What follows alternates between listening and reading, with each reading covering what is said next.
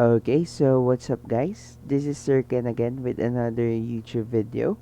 And this time naman po, pag-aaralan naman po natin is two-dimensional arrays. So kung hindi ka pa po subscriber ng aking YouTube channel, i-click nyo na po yung subscribe button dyan below at i-ring nyo na rin yung bell para lagi tayo notified dito sa computer programming. Okay? So let's start.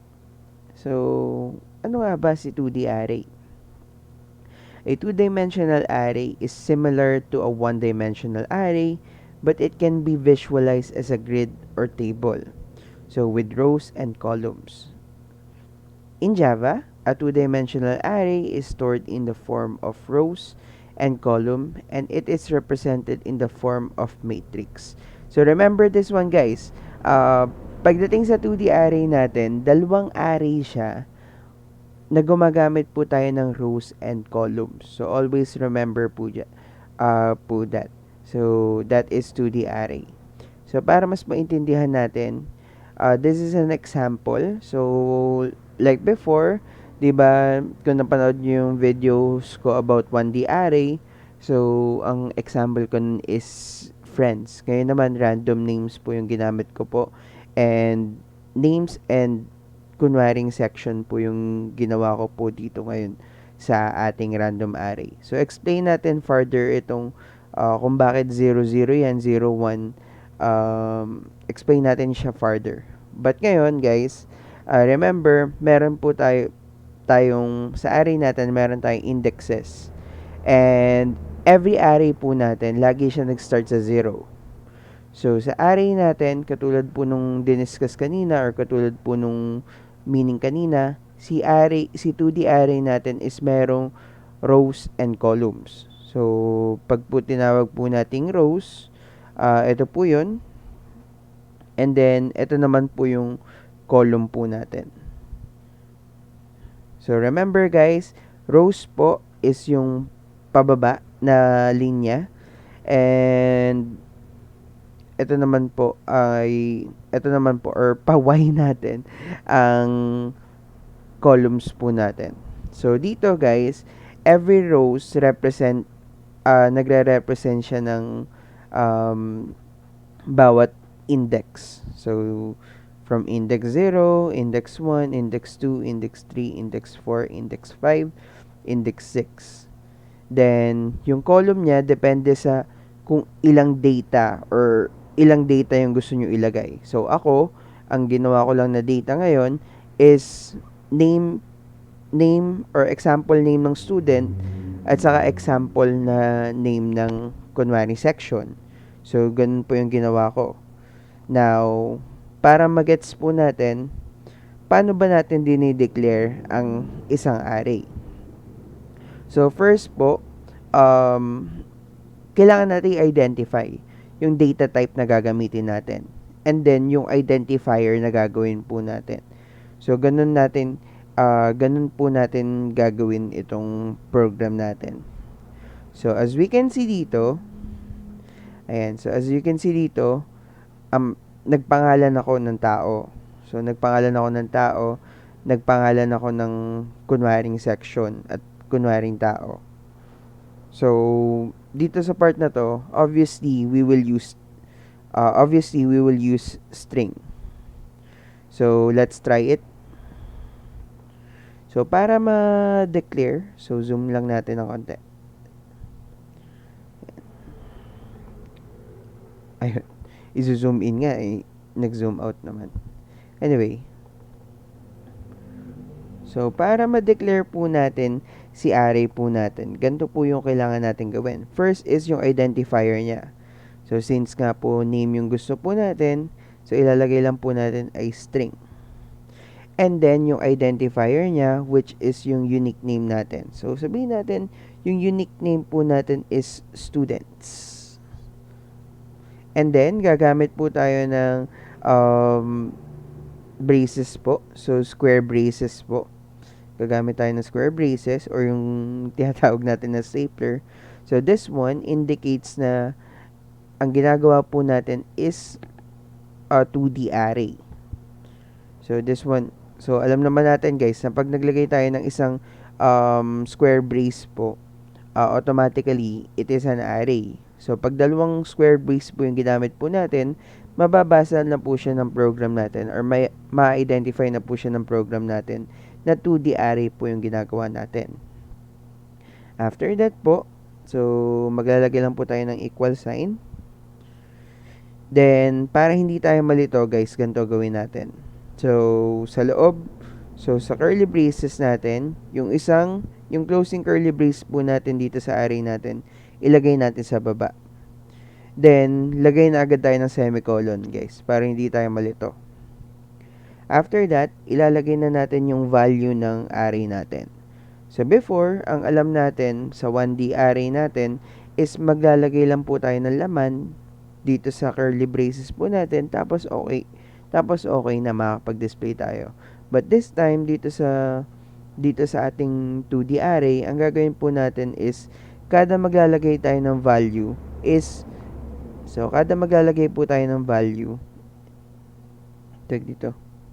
maglalagay po tayo ng curly braces. Okay? So,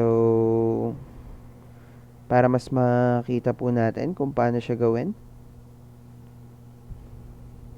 So, for example, ang pinangalan ko kay index 0 ko is, yan. So, lagay ko lang dito para mas makita nyo. So, for example, ang pinangalan ko kay index 0 ko is si Arnel. Yan.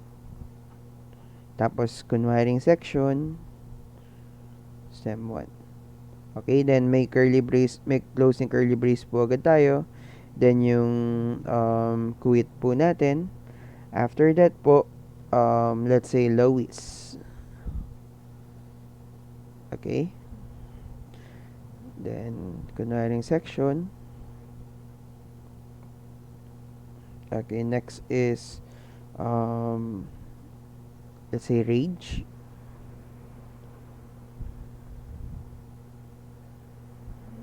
Okay. So, dire-diretsuin lang natin siya hanggang makuha natin yung. Okay, next is for example, Curvy. 4.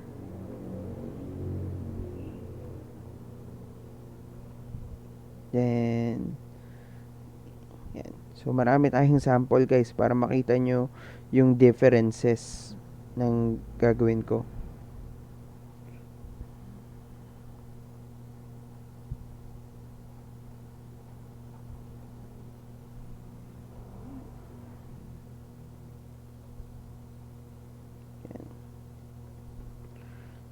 Stem 6.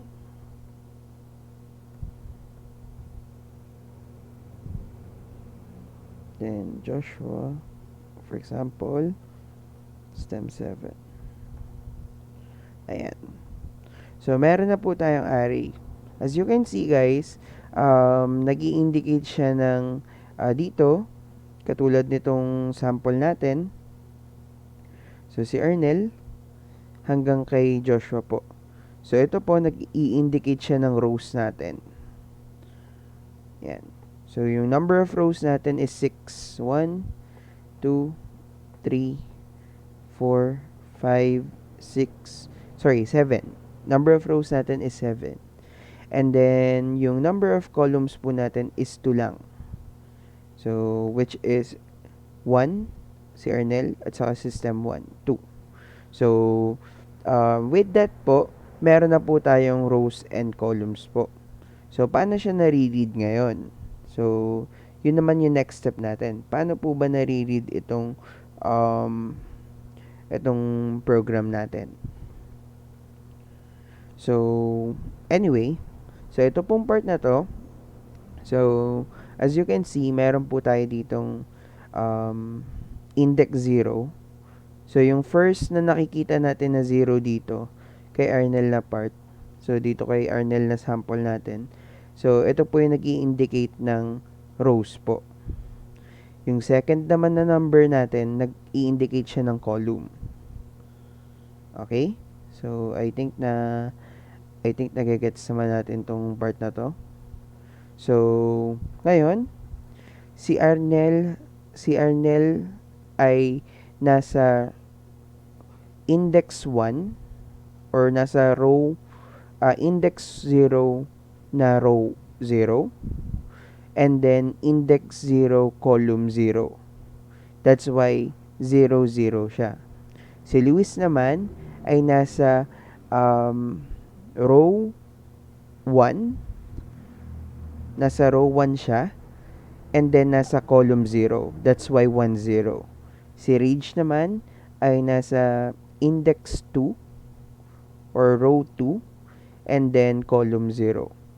So, I think nagigets naman natin, and so on and so forth. Next is, dito naman po sa part na to, so as you can see, ito naman yung laman ni column 1 natin. So, si stem 1 natin, may laman siya na row 0, or nasa row 0 siya, which is si index 0 natin dito sa row, and then column 1. So, ganun po nare-read siya, and so on and so forth. Ganun po nare-read natin yung ating 2D array. So, ngayon, ang next step natin is, paano naman po pagka without value yung gagawin natin? So, pakita ko lang sa inyo guys kung paano naman yung without value. So, pag without value po natin, katulad nung sa 1D array po natin, pag without value po natin, ay napakadali lang naman guys. So, almost pareho lang naman sila pag without value. So, ang gagawin lang po natin is, first, yung identifier po natin, or sorry, yung data type po natin. So, for example, string. And then, after that, let's say, yung identifier natin. So, let's say, classmates. So, classmates yung pangalan natin. And then, after that, so, dalawang braces. After that po, so, equal sign. Then, yung kadalasan na ginagamit po natin pag nag-i-scanner tayo. So, mostly, di ba, pag nag-i-scanner tayo, scanner and then new scanner. Dito naman po sa gagawin natin, string, new string naman po. And then, after that, ilalagay lang po natin, so, maglalagay lang po tayo ng parang stapler po ulit na box or yan. So, maglalagay lang po tayo. And then, after that is ilalagay lang po natin yung numbers of rows na gusto po natin. So, kunwari na lang, ito rin yung gagawin nating example. So, kunwari meron tayong 7 na rows and then 3 columns. Sorry, 2 columns. So, again, yung first box po natin, nag-i-indicate po yan.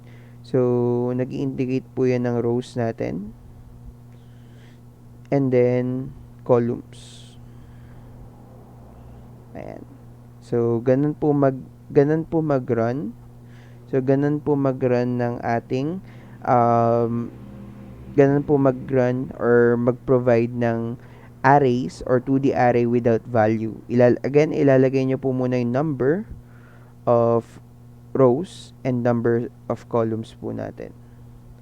Then, it's all done po. So, ganun po magparan po ng array without 2D array without value. Okay, so proceed naman tayo kung paano naman natin gagawin or paano naman natin i-identify or i-call yung names na nasa loob ng array po natin. So, paano nga ba siya? So, remove lang natin to guys para mas maintindihan natin. So, ang gagawin lang natin guys is same goes nung nakaraan natin. So, system.out, tapos yung identifier or yung unique name na ginamit po natin, and then yung number ng row, pati yung number ng column. So, para mas maintindihan, gawin po natin mismo. So, system.out.println, and then kung ano yung pinangalan natin sa array po natin, which is students. So, gawin lang natin itong students. After that, ilalagay lang po natin yung number of rows at number of columns. So, for example, ang gusto nating tawagin ay si Arnel. So, for example, gusto nating tawagin si Arnel. So, ang ilalagay lang po natin is nasa row. Okay? So, nasa row 0 siya. So, alam natin, nasa row 0 siya. And then, nasa column. So, nasa column 0 din siya. So, 0, 0 siya. Ngayon. So, once na kinol natin siya, ayan. So, lumabas na Arnel. For example naman, gusto naman nating i-call system 1. So, nasa row 0 siya. And then, nasa column 1 naman siya. Ayan. So, system 1 naman yung matatawag natin ngayon. So, for example naman, gusto natin tawagin si Luis. So, gusto natin tawagin si Luis. So, maglalagay lang tayo ng 1. Tapos, nasa column 0. Ayan. Para matawag natin si Luis as well as the others. So, 2. And then, 3. 4. And 4. And so on and so forth po. So, ngayon, halimbawa naman, gusto natin palitan. Let's say, halimbawa, gusto natin palitan yung pangalan ng nasa STEM 7 natin. So, for example, gusto kong palitan yung pangalan na nasa STEM 7 natin. So, paano natin gagawin yon? So, ang kailangan lang natin gawin, guys, is ilalagay lang yung array name niya. So, array name. And then, kung ano yung gusto nating palitan. So, for example, gusto kong palitan to si Joshua. So, si Joshua, papalitan ko siya. Student, nasa row 1, 0, 1, 2, 3, 4, 5, 6. So, siya ay nasa row 6. And then, siya ay nasa 0, 1. So, siya ay nasa column 0. Then, ang next natin na gagawin is ipapalit natin yung name na gusto nating nakalagay. So, let's say, gusto natin palitan siya from Joshua, magiging siyang si Jihan. Ayan.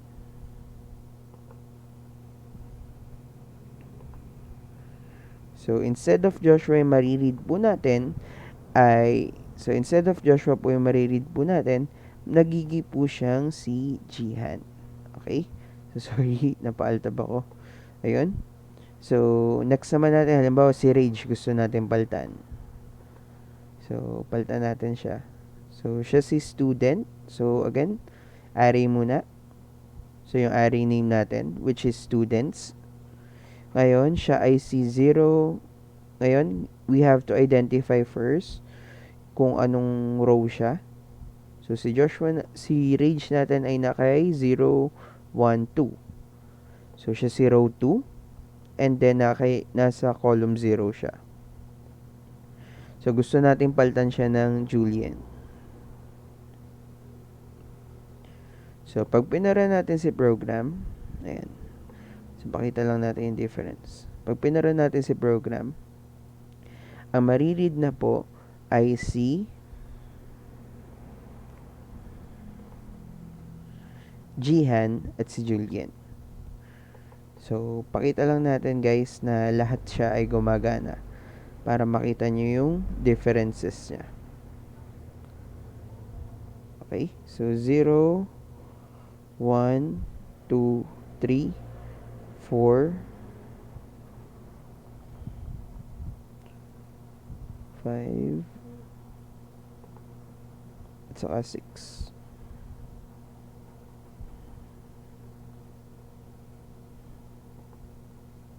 As you can see, Arnel pa rin yung nasa index 0 natin. So, nasa index 00 natin. Si Luis naman, nasa index 10. While si Rage, pati si Rage, pati si Joshua, yung napaltan. So, instead na Joshua yung lalabas sa kanya na, sorry, instead na Rage yung lalabas sa kanya, naging Julian. Kasi pinalitan natin dito. So, katulad lang ng lagi kong ginagawang sample sa inyo, ganito siya nagwo-work, guys. So, again, pataas pababa nare-read ng program natin. So, si program natin na-identify na 2D array yung ginagawa natin. And then, after that, na-read niya yung value. So, okay. So, meron siyang row 1 or meron siyang row 0, 0, 0 na Arnel stem 1 yung Arnel at stem 1 or row 0, 0 na Arnel yung pangalan. Row 1, 0 na Luis, row 2, 0 na Rage, Curvy, and so on and so forth. So before that, ang nare-read pa, so remove lang natin to. Ang nare-read pa, yung mga original names na linagay natin sa array natin. But, since naglagay po tayo dito, or nag-declare tayo na i-change natin yung mga names ni ni Rage pati ni Joshua, that's why nabago po yung mga names po nila. So instead na si Joshua po yung nabasa, so ang nare-read na po is Jihan. So instead na Rage naman po, ang nare-read na po ngayon ay si, sorry, yan, ang nare-read na po ngayon ay si Julian. And that's how our 2D array works. So, I hope nakaka-cope up pa po tayo kung paano gumagana yung 2D array natin. So, medyo madali lang naman siya. So, next naman natin, paano naman natin papaganahin using for loop itong program natin. So, ito na yung medyo mahirap na part. So, hindi naman medyo mahirap, pero I hope magets agad natin ng isang panooran. Anyway, gagamit po tayo dito ng nested for loop. So, para mapakita natin yung differences or para mapakita natin na gumagana talaga si program natin. So, let's do it. First po, since nested for loop yung pinag-uusapan natin, gagawa muna tayo ng outer for loop. So, si outer for loop po natin, ang laman niya po is 4. Of course, 4. And then, yung standard na ginagamit natin, int I is equal to 0. And then, after that, I less than kung ano yung pinangalan po natin sa array natin, which is si students. Dot length. So, sir, lagi na lang tayo gumagamit ng length. Ano po ba yung meaning ng length? So, yung length, guys, ina-identify niya yung numbers. So, ina-identify niya yung numbers or yung array, kung ilan yung array na bibilangin ng program po natin. So, ganun po gumagana si dot length po natin. Okay? So, next naman po natin is incrementation. Okay? After that po, next na gagawin po natin, so meron na po tayong outer. So, outer for loop. Ang next naman po gagawin natin is yung inner for loop po natin. So, paano naman yung inner for loop po natin? So, meron tayong 4. Then, int j. Of course, di na natin pwede gamitin si int I. Int j equals to 0. Then, j. Next is yung pinangalan po natin sa array natin. So, students. And then, maglalagay po tayo ng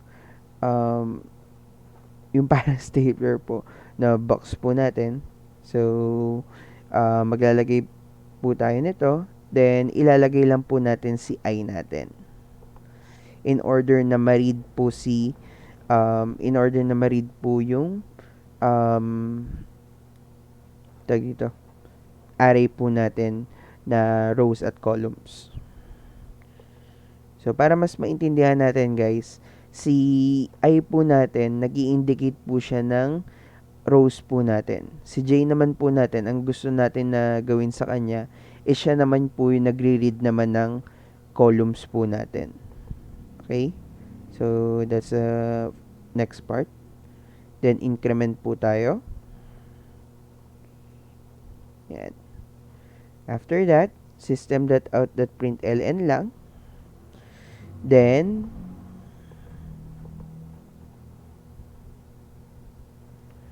ayan.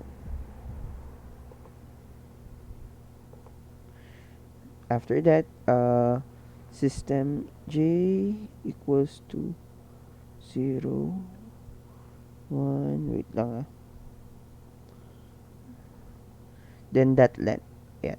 So, nakalimutan natin maglagay ng dot length. Okay? So, yun po yung missing po natin.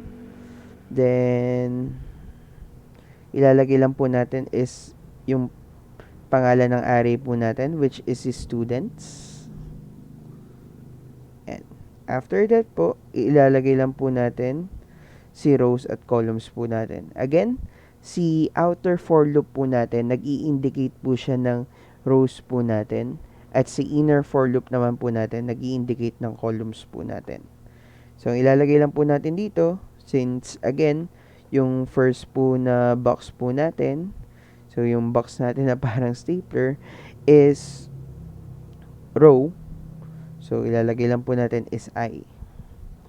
Now, next naman po natin na gagawin ay yung inner for loop, yung outer for loop. Sorry, mali pala. So, since si outer for loop po natin, so sorry guys I take it back. So, since si outer for loop po natin ay nag-i-indicate siya ng row po natin, so ilalagay po natin dito ay I. So, now naman, si inner for loop naman po natin, nag-i-indicate naman siya ng column natin. So, ilalagay po natin dyan J. So, the next step is, ayan, pag print natin, ayun, medyo magulo lang yung spaces natin. So, para mabago natin yan, or para mas maganda siya tingnan, maglalagay lang po tayo ng system.out.println sa labas ng ating inner loop. Yan. Para magkaroon sila ng spaces sa isa't isa. Ayan.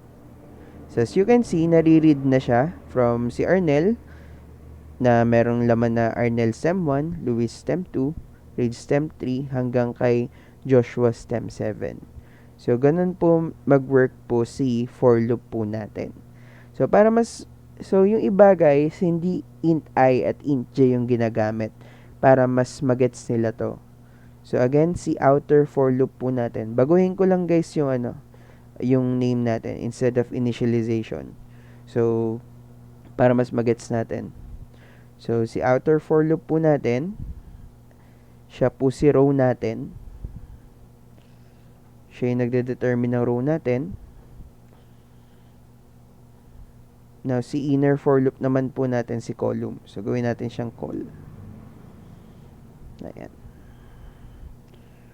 So, pag binago natin siya, row at call, ayan, baguhin rin natin yung I dito, syempre. Ayan. So, gawin natin siya row. Ayan. So, pag binago natin siya, ayan, ganun pa rin naman, guys. So, I hope you learned something. So, basic ng 2D array. And if meron kayong questions, kindly comment it below. So, kung meron kayong comments sa way ko of teaching para ma-improve ko pa, so i-comment nyo rin po. Kung nagustuhan nyo yung video, click like po sa video na to. So, thank you guys. I hope you learned something. God bless everyone and keep safe.